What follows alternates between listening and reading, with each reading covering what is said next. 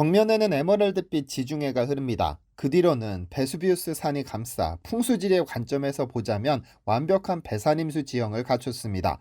산기슭으로 펼쳐진 포도밭에는 단내를 물씬 풍기는 포도가 주렁주렁 매달렸고, 그 옆으로 굽이쳐 흐르는 아름다운 사르누스 강을 중심으로 끝없이 펼쳐진 광활한 농지는 신이 만들려 해도 만들 수 없는 완벽한 땅이었습니다.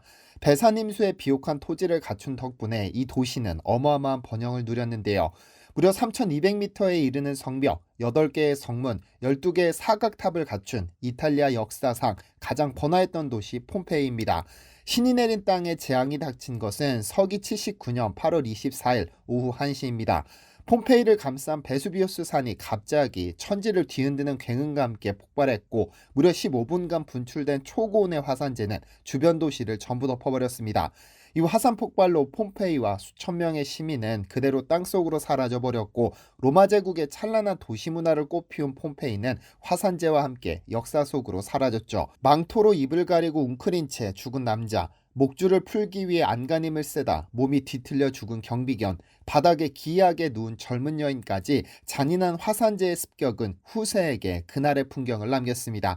그런데 폼페이에서 직선으로 9,000km 날아가면 또 다른 폼페이를 만날 수 있습니다. 바로 서울 종로인데요. 2000년대 초반부터 쏟아지기 시작한 조선시대 유물 덕분에 종로는 조선의 폼페이라는 별명을 갖게 됐는데, 이 조선의 폼페이에서 발견된 유물 중 으뜸은 불과 1년 전에 발굴됐습니다. 무엇일까요?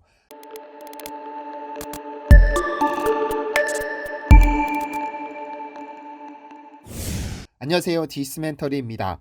한국에서 개발하기 가장 어려운 도시를 꼽으라면 아마 누구라도 서울을 꼽을 겁니다. 더구나 조선시대 한양의 중심지였던 종로 일대는 2000년대부터 고층 빌딩이 들어서면서 문화재 보존 이슈가 큰 화두였습니다. 포크레인으로 한 바가지만 떠도 줄줄이 소세지처럼 문화재가 쓸려 나오는 통에 개발이 쉽지 않았죠. 이에 서울시는 사대문 보존 방안을 마련해 개발하기 전 의무적으로 테스트 조사를 거치도록 했죠. 전체 개발구역의 최대 10%가량 되는 면적을 파서 출토되는 유물의 가치를 평가해 전면 발굴을 진행할지를 결정해야 하는데, 인사동 79번지가 딱 그랬습니다. 종로 이가를 대표하는 귀금속 상점들 뒤로 유명 맛집이 몰린 피맛골이 조성되어 있었는데, 2019년 서울시는 이 지역에 서울 공평구역 15, 16지구 도시환경 정비사업 부지로 개발 계획을 승인했습니다. 물론 테스트 조사가 진행됐고 조선 전기부터 근대까지 문화재가 잔뜩 매장됐을 것이라는 조사 결과에 따라 전체 부지에 대한 발굴 조사가 결정됐습니다. 그리고 6월 1일 마침내 사건이 벌어집니다. 이날 늦은 오후 발굴팀은 조선시대에 사용하던 소형 화기인 총통 8점을 발굴했고, 그 옆에서 둥그런 모양의 유물이 발굴됐습니다. 그런데 조사 결과 이 둥그런 모양의 유물은 다름 아닌 일성정시로 확인됐습니다. 이 유물은 세종대왕 시절에 개발된 독창적인 천문시계로 낮에는 해시계 역할을 하고 밤에는 해를 이용하지 못하는 단점을 보완하기 위해 별자리를 통해 시간을 관측하는 기구인데, 세종대왕이 직접 명에 만들어진 시계입니다. 세종실록에 총 4개의 일성정시를 제작했다는 기록은 있으나 실물이 확인되지 않다가 이날 발굴로 그 실물이 확인됐습니다. 그런데 여기에서 발견된 유물 중 하이라이트는 단연 항아리였습니다. 최초 일부면이 깨진 항아리가 모습을 드러내자 별것 아니겠지라며 들어 올렸는데, 그 항아리 아래로 공깃돌같이 작은 물체가 몇 개 떨어졌습니다. 가만히 그 돌멩이들을 확인해 보니 이제껏 단 한 번도 발견된 적 없는 한글이 새겨져 있었는데요. 바로 금속 활자였죠. 보통 금속 활자는 왕실에서 주로 제작하고 관리하는 희귀한 유물이라 드물게 발견되는데, 더 놀라운 점은 여기에 한글이 새겨져 있다는 점입니다. 1446년 새로운 문자를 반포한 세종대왕은 신숙주, 박팽년 등에게 한자음을 통일시켜 표준음을 정하는 책을 편찬하라고 명했습니다. 다시 말해 훈민정음으로 한자어를 읽을 수 있는 기준을 정한 책을 만들라는 것인데, 세종의 명을 받들어 만들어진 책이 바로 1448년 동국정운입니다. 우리나라의 바른음이라는 뜻을 가진 이 책은 한국 역사상 처음으로 한자음을 훈민정음으로 표기한 귀중한 자료이기 때문에 현재는 국보 142호로 지정되어 있습니다. 그런데 이 책의 목적상 즉 한자음을 훈민정음으로 표기했기 때문에 한글 자음이지만 마치 외계어 같은 기호들을 다수 사용했습니다. 다만 어디까지나 딱 한 번 한자음을 훈민정음으로 표기할 목적으로 만든 책이기 때문에 이때 사용된 금속 활자는 15세기 이후 사라졌는데 인사동 깨진 항아리에서 그 금속 활자 실물이 출토된 겁니다.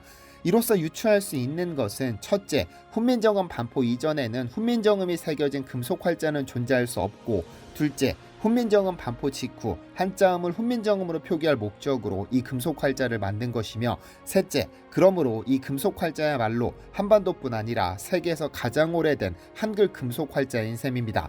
지금에서 보자면 외계어 같은 기호들이 보이기는 하지만 어디까지나 한자음을 표기하기 위한 목적으로 만들어진 기호이므로 그 이후로는 사용하지 않았습니다. 그래서 인사동 금속 활자가 가치를 갖는 겁니다. 그런데 한글 금속 활자와 함께 전문가들의 주목을 끈 것은 한자가 새겨진 금속 활자 중 갑인자로 이루어진 금속 활자입니다. 갑인년, 즉 1434년에 제작된 활자이기 때문에 갑인자라고 명명된 이 활자체는 그 어떤 금속 활자보다 세련되고 아름다운 것으로 잘 알려져 있는데요. 청동으로 제작된 갑인자는 금속 활자 인쇄술이 정점에 이르렀음을 보여주는 활자라는 것이 전문가들의 공통된 의견입니다. 내 모퉁이가 평평하고 반듯한 갑인자는 활자의 백미라고도 불리는데, 이는 1403년 태종이 시작하고 1434년 세종이 완성시킨 그야말로 30년의 노력이 배어 있습니다. 그럼 임금이 명을 내려 주기적으로 금속 활자를 만들면 되는데 왜 갑인자만 유독 편애하느냐는 의견이 있을 수 있습니다만, 역사적 사실을 보면 왜 그런지 답이 보입니다. 왕자의 난을 겪고 우여곡절 끝에 왕위에 오른 태종은 1403년 금속 활자를 만드는 주자소를 만듭니다.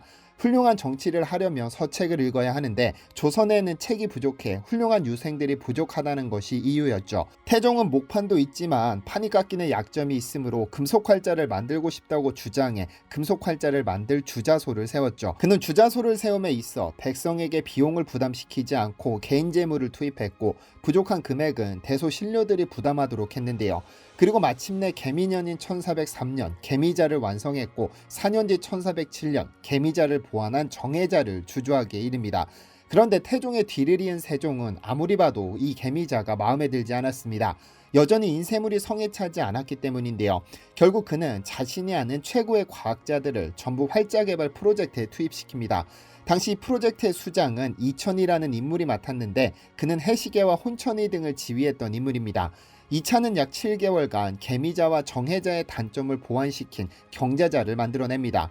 물론 단점을 보완시킨 새로운 금속 활자였기 때문에 꽤나 완성도가 높았지만, 세종은 약 10년 뒤 또 새로운 금속 활자를 만들도록 명합니다. 어렵게 개발한 경자자는 훌륭하기는 하지만 다소 글자가 작고 빽빽하다는 평가가 나오자 내 아들들이 활자를 좀 더 크게 만들자고 건의하더라라며 활자 제조 프로젝트를 재가동합니다. 그리고 현직에서 물러난 이찬을 다시 불러들이죠. 이렇게 개발된 것이 갑인자인데, 이 활자가 특이한 것은 옛 경전에서 따온 왕이지체를 롤모델로 하되 경전에 없는 글자는 그의 둘째 아들 수양대군이 직접 썼다는 점입니다.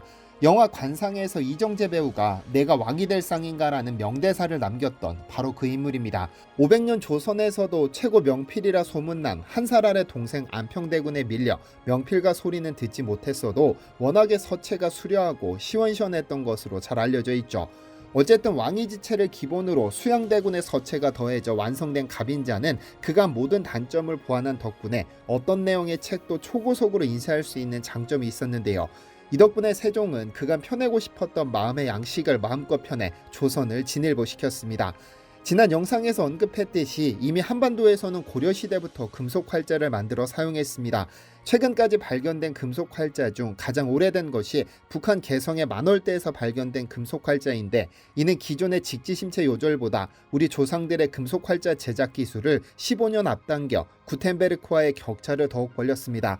여기에 이규보가 쓴 동국 이상국집에는 1234년에 상종고금 예문을 금속 활자로 인쇄했다는 기록이 남아있어 이것이 사실이라면 구텐베르크보다 200년 앞선 금속 활자 기록이 됩니다. 다만 한반도에서 금속 활자를 개발하고 사용했지만 조선시대 초기 실물이 거의 남아있지 않았는데, 이번 인사동 금속 활자 덕분에 조선 초기의 금속 활자뿐 아니라 세계 최초의 한글 금속 활자까지 실물을 보유하게 된 겁니다. 이외에도 금속활자 자체도 워낙에 일반인이 취급하기에는 어려운 물품입니다. 주자소를 궁에서 관리하고 있어 서민들은 가까이 할 수도 없었지만 모두 구리라는 특성을 가지고 있기도 합니다. 조선시대 구리의 가치는 워낙에 희소해 가치가 높았기에 궁이 직접 구리 가격을 통제하고 매매를 금지했었습니다. 완성된 기물이라도 언제든 다시 녹여서 재사용했기 때문에 오래된 금속 활자라도 활자가 상하면 다시 녹여 새로운 금속 활자를 제조했죠. 그래서 조선 초기의 활자들이 귀중했던 겁니다.